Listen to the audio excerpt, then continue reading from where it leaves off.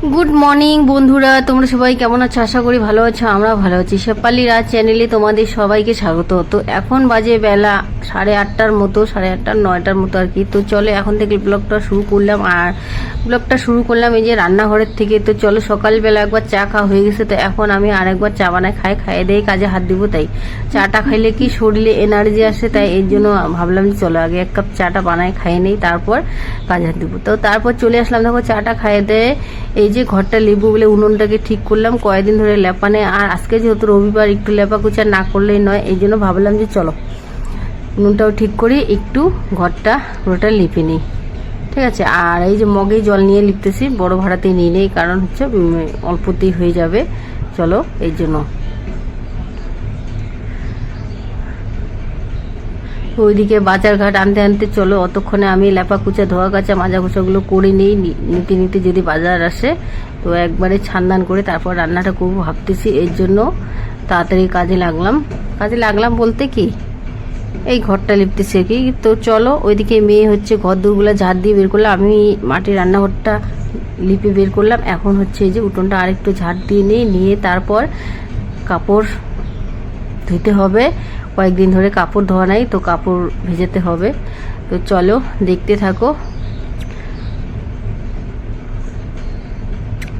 কাজকর্মর শেষ নাই, একটার পর একটা কাজকর্ম আছে। তো এই যে কাপড় চোপড়গুলো ভিজাইছিলাম, তো ওটা তোমাদের সাথে শেয়ার করি নাই, তাই ধুয়ে নিয়ে আসলাম এই যে নদীর থেকে এক বালতি কাপড়। তো এখন কাপড়গুলো সবগুলো রোদ্রে দিয়ে নিই আগে, নিয়ে তারপর যাব একদম ছান করতে নদী, আর ওদের দিব নদীতে।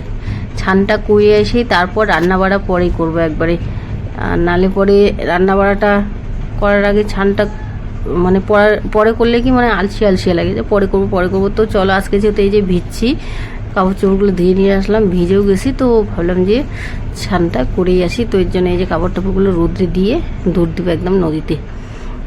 তো দেখো নদী থেকে চলে আসছি ছানদান করে। এখনও কিন্তু মাথায় আমি একটু সিঁদুর দিইনি। এদিকে ধমাধম করে বসিয়ে দিলাম ভাতটা। আর এই যে বাজার আনছে, তো পুরো বাজারটা তোমাদের সাথে শেয়ার করলাম না, শেয়ার করছি খালি এই যে মাছ আনছে, মাছটা ঢালতেছি। তো অনেক দিন প্রায় আমাদের বাড়ি এই মাছ আসেই না, তো আজকে নিয়ে আসছে এই যে ভেটকি মাছ। এই মাছ আনেই না, আমাদের খাইতে চায় না কেউ, তাই তো চলো যাই হোক আনছি আজকে, ভালো লাগলো। তো ভিডিওটা ভালো লাগলে পরে লাইক শেয়ার কমেন্ট করে সাবস্ক্রাইব করে পাশে থেকো, ঠিক আছে। তো চলো মাছটা আমি ধুয়ে নেই, এদিকে ভাতটা ওই যে বসিয়ে দিলাম হইতে থাক। আর মাছটাকে আমি এখন কলপাড়ে নিয়ে যাবো, পরিষ্কার করে নিয়ে আসবো।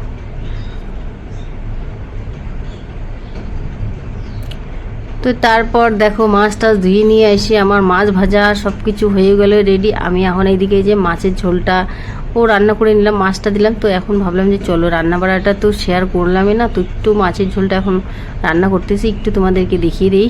এই হচ্ছে কথা। তো যেহেতু এতবারে প্রচণ্ড গরম, তো একদম হালকা ফুলকা করে মাছের ঝোল আদা জিরা বাটা দিয়ে মাছের ঝোলটা পাতলা করে করলাম, ঠিক আছে, বেশি ময় মশলা দিলাম না।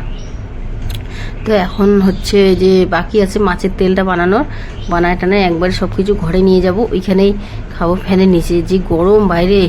তো দেখো আমার রান্না বাড়া এই যে হয়ে গেছে, সব কিছু আমি এখানে নিয়ে আসছি। এই যে পাট শাক ভাজা, এখানে আমের চাটনি, আর এই যে মাছের তেল, এদিকে এই যে মাছের ঝোল, আর এই যে শশা কাইটে নিয়ে আসছি। তো এই হচ্ছে কথা। তো চলো কেমন হলো আজকের ভিডিওটা একটু জানাইও, ঠিক আছে।